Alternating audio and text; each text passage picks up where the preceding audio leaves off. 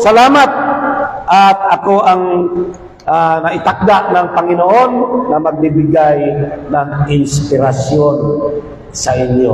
No? Minsaheng nagbibigay inspirasyon.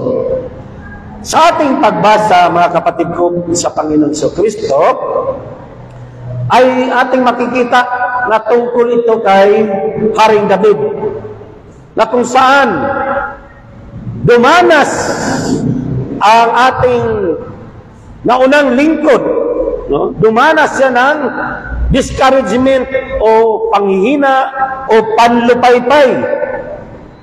Pinanghinaan siya ng loob. Bakit? Dahil sa nangyari o dumating na pangyayari sa kanyang buhay. Doon sa ating pagbasa, ating nakikita na nilosob ang kanilang lugar habang wala sila. At sinunog ang kanilang tinitirhan. Bagamat walang tinatay ang mga Amenisita, tinangay ang kanilang mga asawa at mga anak. So, ang pangyayari ito, mga kapatid ko sa Panginoon, biglang dumating sa kanilang buhay. At nagdulot ito ng discouragement o panghihina sa kanilang buhay, lalo na sa buhay ni Haring David bilang siya ang pinuno sa kanilang, o ilagay na natin sa kanilang, dito sa ating panahon, baryo, no, sa kanyang pinamunuan. Siya ang leader at siya ang sinisisi. Amen? Ngayon, bakit ito ang binasa ko? Dahil tayo hindi nalalayo sa sitwasyon sa buhay ni Haring David at sa kanyang mga tauhan. Ang ganitong sitwasyon, mga kapatid ko sa Panginoon, ulitin ko, hindi tayo nalalayo dito. Bakit? Dumarating din sa ating buhay ang ganitong pangyayari na hindi mo inaasahan. Bigla na lang darating sa buhay mo yung mga pangyayari na nagbibigay sa atin ng panghihina, panlulupaypay. Nadidiscourage na tayo sa buhay na ito. Bakit nadidiscourage? Dahil nga po sa mga bagay o pangyayaring dumarating sa buhay natin. Nabigla. Di ba? May mga di natin inaasahan pangyayari na nagbibigay sa atin ng panlulupaypay sa buhay na ito. Lalo na sa ating buhay paglilingkod sa Panginoong Diyos. Kaya bilang lingkod, katulad ni Haring David, lingkod ng Panginoong Diyos, na dumanas ng panlulupaypay sa ating buhay, bilang lingkod din ng Panginoon. Mga lingkod tayo ng Panginoon at hindi rin tayo exempted sa ganitong mga pangyayari. Amen po? So nagre-resulta ito ng panlupaypay. Biglang darating yung katulad ng baha, binaha ang bahay mo, tinangay, pinagipunan mo ng matagal ng panahon, biglang tinangay ng agos ng tubig. Di ba manlulupaypay ka? Ang pinundar mong bahay na 3 palapag, ang sweldo mo napunta dyan, wala kang naipon. Biglang gumuho dahil sa lindol. O kaya nasunog. Nanlulupaypay tayo. Yung anak mo na inasahan mo na pagka-graduate ay gagawa ng mga bagay upang mahango kayo sa kahirapan. Pero biglang nagtanan bilang magulang, bilang naglilingkod sa Diyos, daranas ka ng panlulupaypay. Bakit mangyayari ito sa akin? Lingkod naman ako ng Diyos. Di ba? Kaya po, ang ating paksa ngayon, paano natin palalakasin How to empower yourself in the midst of discouragement. O sa sariling wika, paano mo palakasin ang iyong sarili sa gitna ng panlupaypay o panlulupaypay. 4 lang ito ang aking ibabagi sa inyo na letter P dahil hanggang 4:50 lang tayo no? Sa mga kapatid ko sa Panginoon, hindi na tayo paligoy-ligoy kung paano tayo lalakas.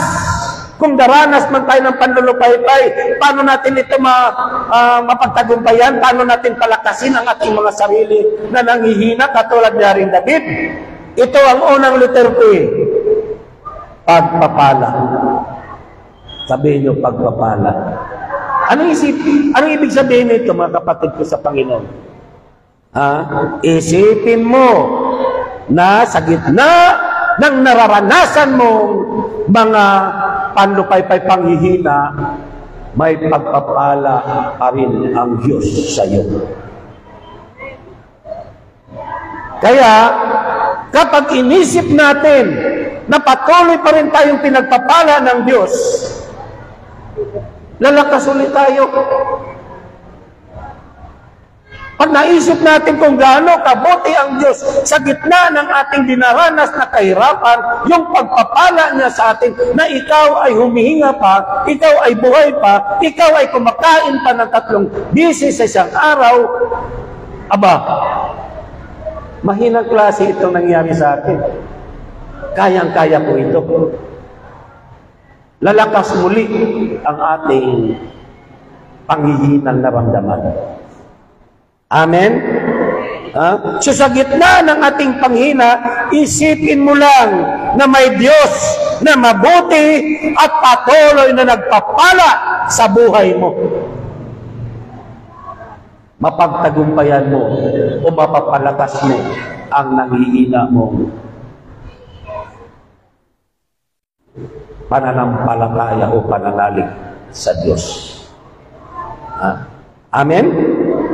At isa pa, sa gitna ng panlulupaypay natin, sa discouragement nating nararanasan, hanapin natin ang Diyos sa buhay natin.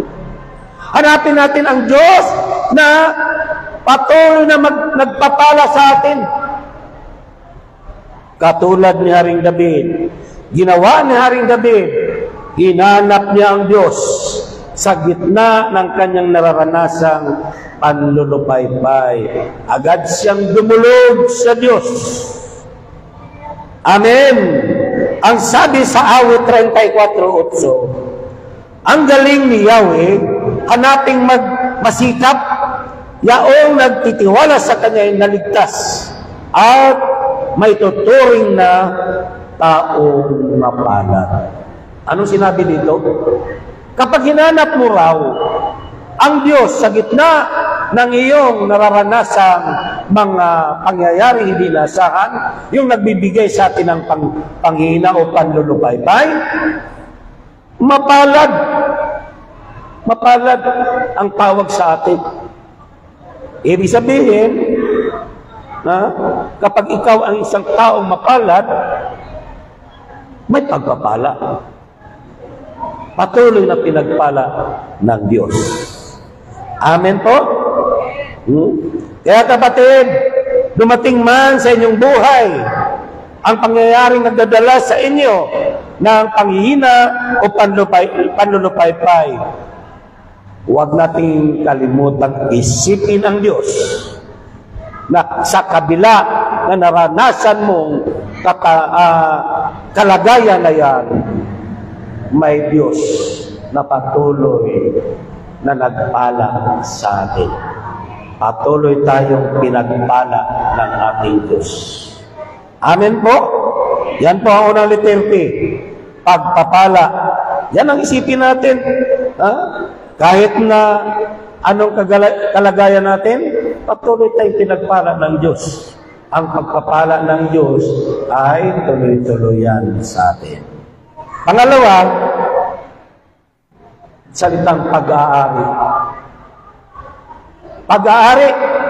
Naniwala ba kayong pag-aari kayo ng Diyos? sa gitna ng mga nararanasan nating mga kabiguan, mga sitwasyon na nalulupaypay tayo, nanghihina tayo, ito ang inyong isipin. Una, kanina, isipin mo na ang Diyos ay patuloy na nagpapala sa atin. Ngayon, isipin mo na ikaw ay pag-aari ng Diyos. Pag-aari. Sinong nandoon kahapon sa ano? Sa anniversary. Nung nagtok ako doon, narinig niyo ang aking paksa. Wala, no? Ang tagal kasi niyo dumating.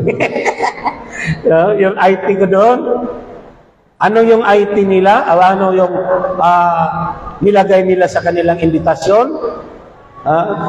31 years belonging to Jesus. Pag sinabi mong belonging, pag-aari. 31 years na pag-aari sila ng Diyos. So tayo, 2 taon pa lang na pag-aari tayo ng Diyos.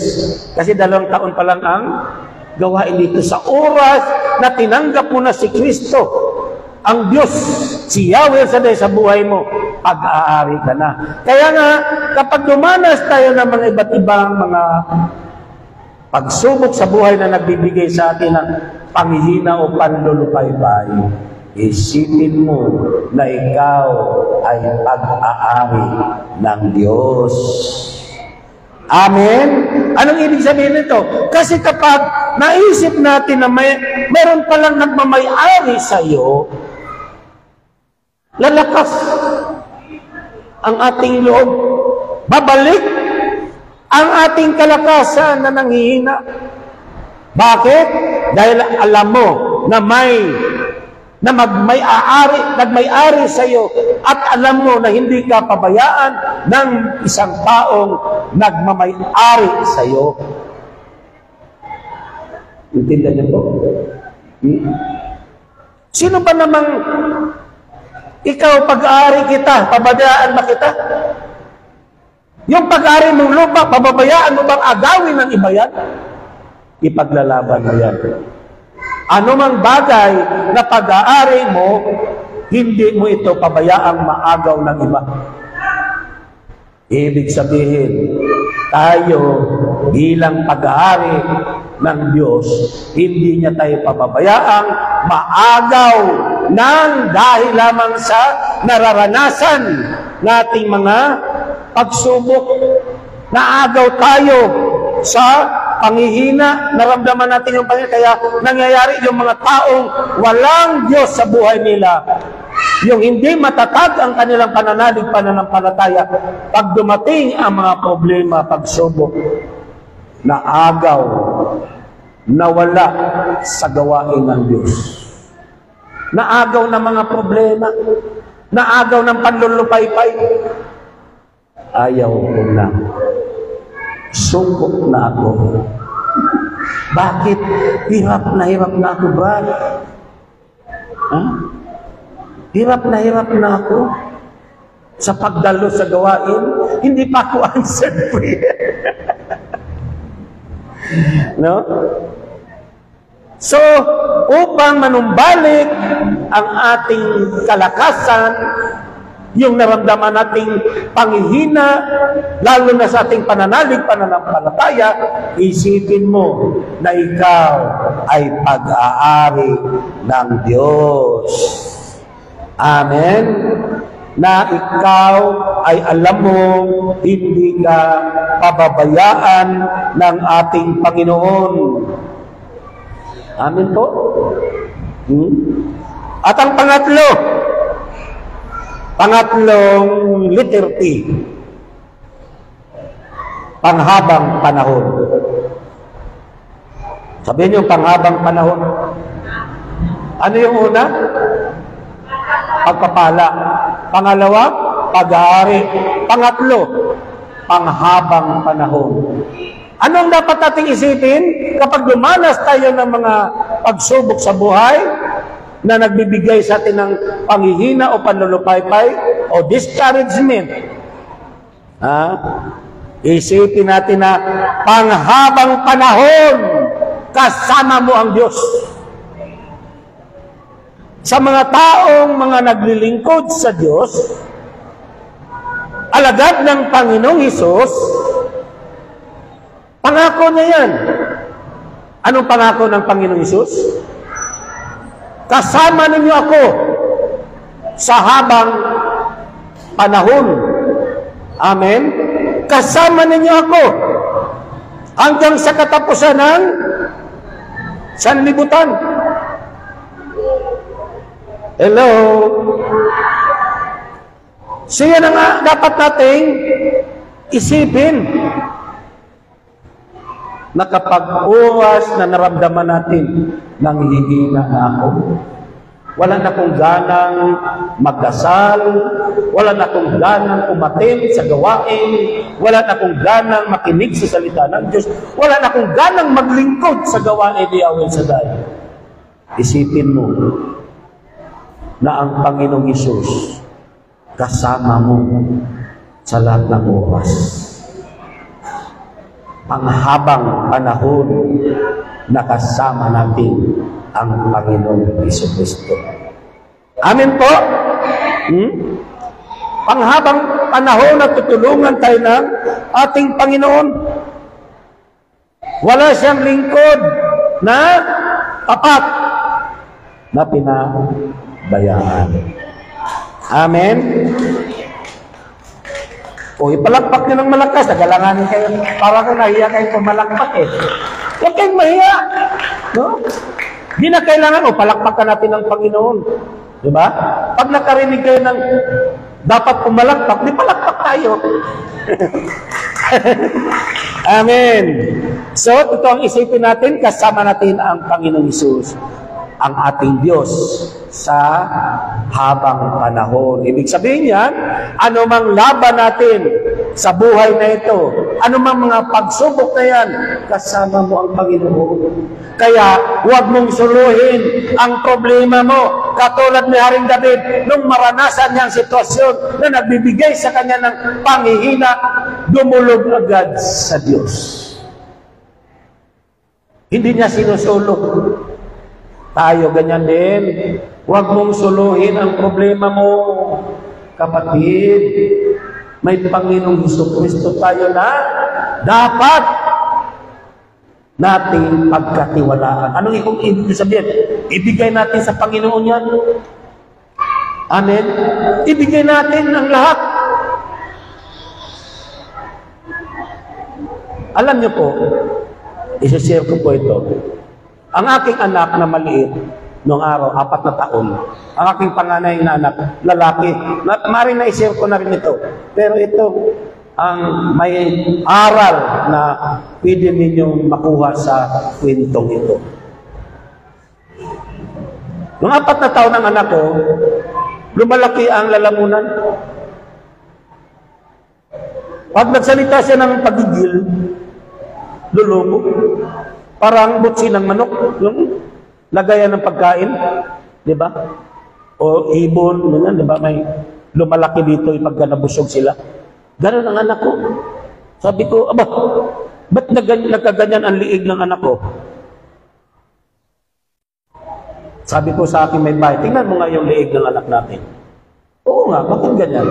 Pina-check up. Sabi agad ng doktor, pira. Pira agad ang nasa isip ng doktor. Sabi ng doktor, pirahin yan.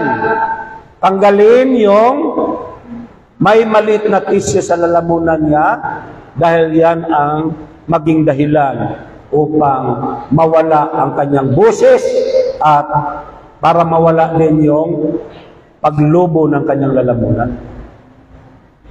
Magkano naman, Dok? 25,000. Nung panahon yun, 1988, malaki pa ang 25,000. So wala na kaming ganong halaga. Sabi namin, mag-ipon muna kami, at pag nakaipon kami, saka ituloy ang operasyon. Lumipas ang 4 na taon, 8 taon ng anak ko, lumalaki pa rin. Lalong lumalaki ang lalamunan. So sabi namin, sige, paoperahan na natin yan. Ang doktor na nagsabi na operahin siya, sabi niya, hindi, minor operation. Major operation. Anong ibig sabihin, Dok? Bubutasan ang inyong anak sa balikat, lalagyan ng tubo, at diyan siya hihinga. Aba, delikado. Sabi namin, paano ang buhay ng anak namin? 50-50. Sabi ko, gagastos kami ng 25,000 at hindi kami sigurado sa kaligtasan ng aming anak sa buhay niya. Kaya biglang pumasok sa akin ang Diyos. Sabi ko sa aking may bahay, huwag nating ipa-opera yan. Ang Diyos ang nagbigay sa atin yan, pues siya ang magpapagaling. Hindi na namin pinaopera. Lumipas ang taon, hindi namin namalayan, naging binata na anak ko. Ang sabi ng doktor na mawala ang tinig niya, ang boses niya, hindi nangyari. Lalong lumaki ang boses ng anak ko. Mas malaki pa sa boses ko. Ha? Hanggang nakapagtapos sa pag-aaral ng Marine Transportation. Seaman, graduate siya. Pagka-graduate, nag-medical. At napansin namin pala, hindi na lumalaki ang kanyang lalamunan. At no medical siya, wala ni isang problema sa pisikal na anak. Amen. Ibig sabihin, pinagaling siya ng lubusan ng ating Diyos. Anong aral dito? Kung may problema tayo na hindi natin sa isip-isip natin, hindi natin kaya, ibigay natin sa Diyos. Ipaubaya natin sa Diyos. Ako, sinabi ko, siya naman nagbigay, di siyang magpapagaling. Salitang lubos na may pagtitiwala sa Diyos. Amen. Ang aking anak, 39 years old na siya. Pabalik-balik sa iba't ibang bansa bilang seaman. Hanggang ngayon, seaman siya. Sasakay na naman ulit siya. So ganyan mga kapatid ko sa Panginoon. Sa gitna ng ating nararanasan na mga panlulupaypay, isipin mo lang, kasama natin ang Diyos. Amen. Hello. Pang-apat, pinakahuling letter P. Dahil kakanta pa tayo mamaya pagkatapos ko. Salitang pag-asa. Amen. Pag-asa. Una, pagpapala. Pangalawa, ano? Pag-aari. Pangatlo, panghabang panahon na kasama natin ang Diyos. Pang-apat, pag-asa. Anong ibig sabihin?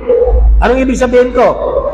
Naisipin natin na ang ating pag-asa ay walang iba sa ating Panginoon Hesus sa kanyang mga salita. Dalang salita ay Diyos at walang iba ang salita naging tao, walang iba ang ating Panginoong Hesukristo. Anong ibig kong sabihin? Huwag nating kalimutan na ang salita ng Diyos, ang Panginoong Hesukristo, ang magbibigay sa atin ng panibagong lakas kapag nakaranas tayo ng panghihina.